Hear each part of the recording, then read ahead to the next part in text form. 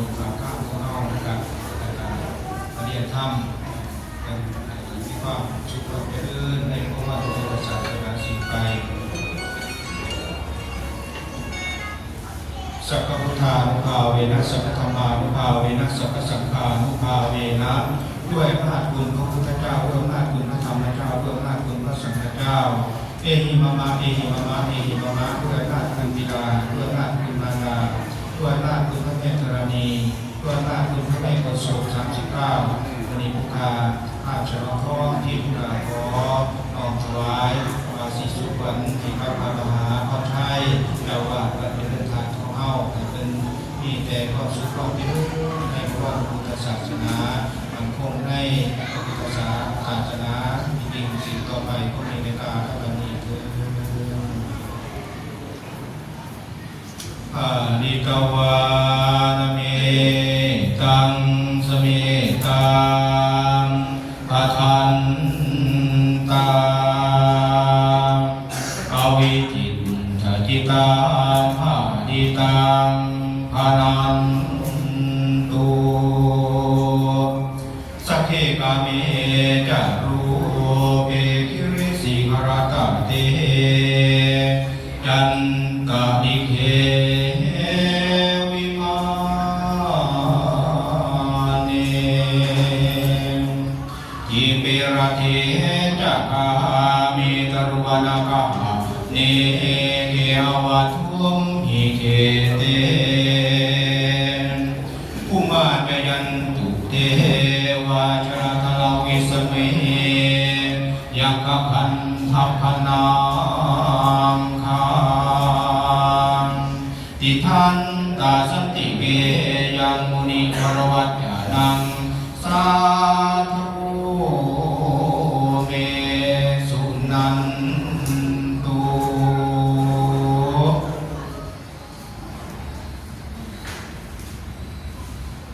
สาธุนะโมตัสสะภะคะวะโตอะระหะโตสัมมาสัมพุทธัสสะนะโมตัสสะภะคะวะโตอะระหะโตสัมมาสัมพุทธัสสะนะโมตัสสะภะคะวะโตอะระหะโตสัมมาสัมพุทธัสสะเสียงเทียงพระพรวรเวทวิเศษอันติเลกันเตโช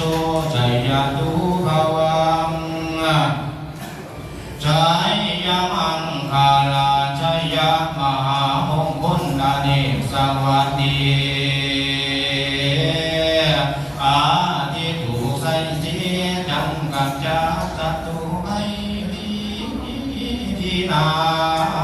ดังคาถามงคลพูดเป็นบนเกี่ยวเกิดป่าเดือกังเกิดมหาภาลาสุกิติยาแวนวิเศษเสาเม็ดเกียรติเจ้ากินอุตตมัง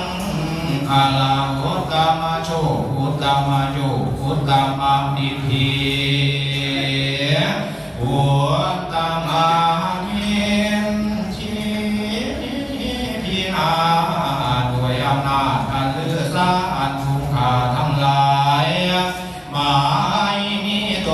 นว่านักปราชญ์และผู้โลหิตทั้งอันเทียนแต่ชาวเมืองมาคำพร้อมเต่าแก่มานั่งรอมสาธุการขอนิวัตเหลือหลายบังมาหุ่นดังอยู่สองร้อนตาสาวรบุญไหลหลากขอผ่านผ่าไปกายมาหุ่นใจสูงเสื่อมย่อยกเงินเด่นองค์คนให้เป็นผลเพศาตัวละอ่านความดี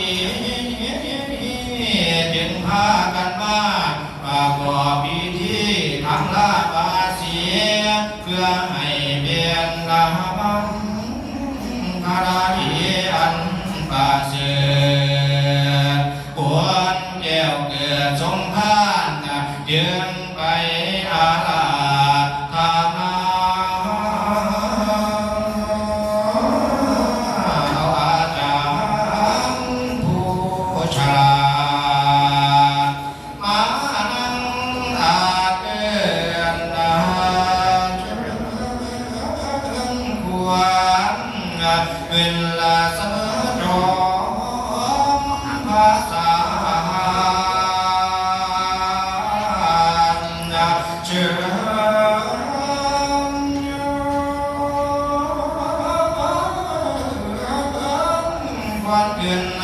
สามธาตุสีจานวางเสียเสียเสียเสียโอ้โหเมื่อนี้แม้มันในเจ้ามันปานก่อนพายมันในเจ้ามันการแทนพระดวงพระจันทร์มันในเจ้ามันยิ่งกว่าเคือเขาดวงไกลลามันให้เจ้ามันยิ่งกว่าอากาศสูงตะวันมันให้เจ้ามันยิ่งกว่าเก้าความย้ำเดือนสามเก้าผูย้ำเดือนสี่มันให้เจ้ามันยิ่งกว่าเสาดีลูกสาวพญาแทนลูกสาวพญาโพ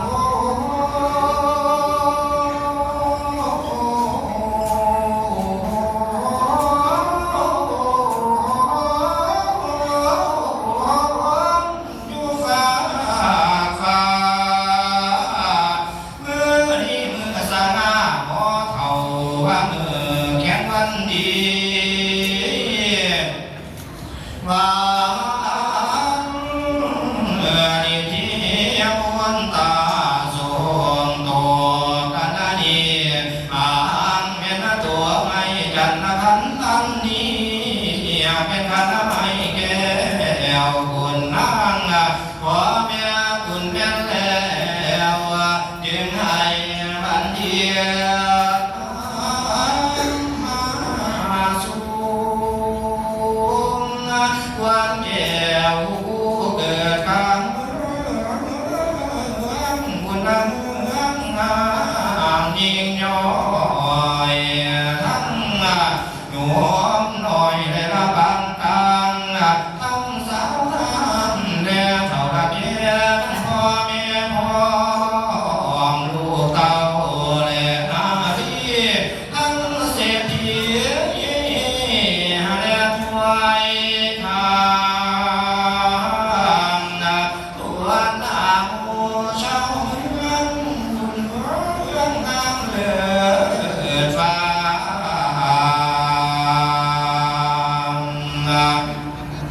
ขึ้นเทียมสร้างมาเอินเหียเอาปวนพาพลันยาสร้างเชิญเอาปวนอลาตาละกา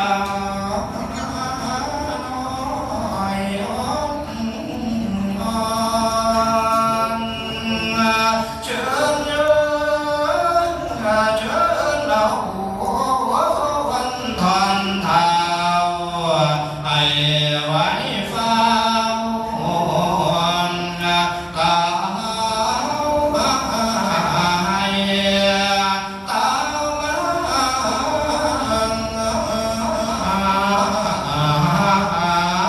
าเนินเด้อว่ามาเยอะวันเดื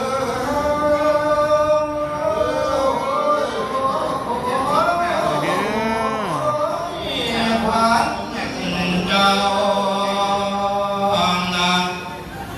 ไปผู้เป็นอาไก่มาสามนีวันนี้วันเจ้าไปผู้ปากเป็นไรไก่มาสามนีวันนี้วันเจ้าไปผู้หัวสินไข่ใบเขียวอ่อนไก่มาสามมือนี่วันนี้มานำทางคนทองมานำกองแล้วคนเที่ยวมากินข้าวต้มแด่ของหวานมากินน้ำตาลแด่น้ำอ้อยหมอเท่าเอิญจอยจ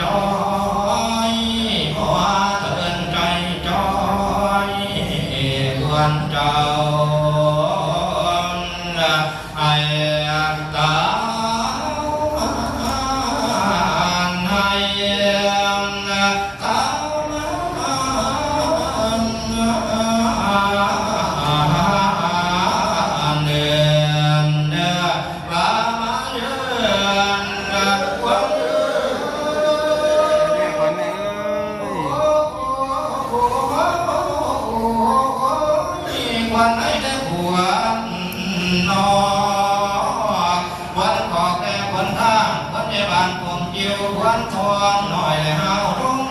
วันผมดำรู้อาจวันปากตาแล้วเจรจาวันตาและวันจิ๋ววันนิ้วและวันแขนวันขาแขนกลางไรละไม่นั้นเมียนวันหูไกลมาสามุนีวันนี้บ้างมาเยอะวัน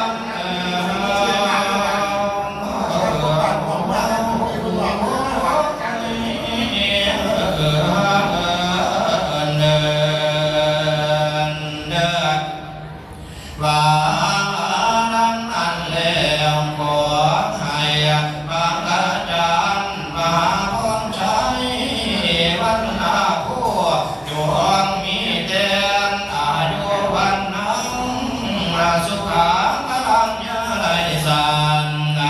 บานให้เจ้ามันละบนามเขาควงมันให้เจ้ามันละบานตั้งหูทอกเชือนมันให้เจ้ามันละบันเพื่อนสร้างหูมันในเจ้ามันปานโป่งสร้างล้อมันในเจ้ามันปานก่อนหินแดงแข็งให้เจ้าแข็งปานแก่นิลาใจเทียมผ่านเขาเสมียงใจเพียงต่อขวานเจ้าอย่าได้หาคือท่านมาใจเพียงหลักวัดเจ้าอย่าได้กวนอย่าได้คนเหมือนทองอย่าได้มองเหมือนเท่าอย่าได้เศร้าเก่าเสียขอให้พระมหาพรชัยบรรณาผู้จงตั้งเทียนมันดวงทานจงเจริญจงเจริ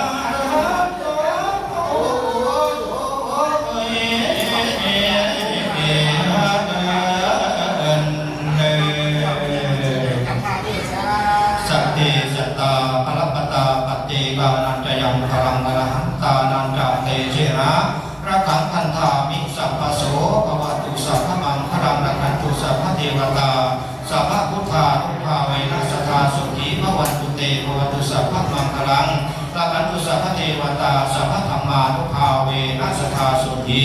ภวันตุเตภวตุสัพพมังคลังระขันตุสัพพเทวตาสัพพธรรมานุภาเวนัสธาสุขีภวันตุเตภวตุสัพพมังคลังระขันตุสัพพเทวตาสัพพสังฆานุภาเวนัสธาสุขีภวันตุเตสาธุสาธุสาธุ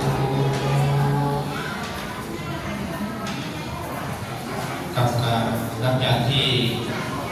คณะบาสีสุขเรศนะครับเป็นในท่านพอเมืองเข้านะครับเพื่อสุขภาพนะครับขอบครับปริยาทุนายนะครับการทำสวัสดิ์ยอทำนั่นนะครับว่าก่อนถูกได้ออกมาไม่ออกเข้าสามารถถูกในมหานะครับไม่ถูกในพ่อเมืองเขาทำได้ครับถูกในพ่อเมืองถูกในทุนายพ่อเมืองเข้านะครับถูกในซ้อม